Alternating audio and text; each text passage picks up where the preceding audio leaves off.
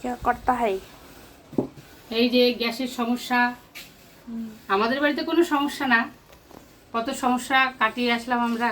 করোনার মতন অত বড় সমস্যা আমরা কাটিয়ে আসলাম, তাই এখন আর কোনো গ্যাসের সমস্যা নেই। আমরা যারা গ্রামে থাকি তাদের কোনো কষ্ট হবে না, কেননা কাঠ আছে, অনেক অনেক রকমের ব্যবস্থা আছে। কিন্তু যারা ফ্ল্যাটে থাকে, শহরে থাকে, তাদের খুব অনেক কষ্ট হবে।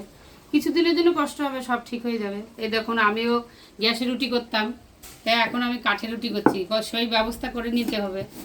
এই যে কাঠে রুটি করছি, আর এদিকে তরকারি করছি কাঠে।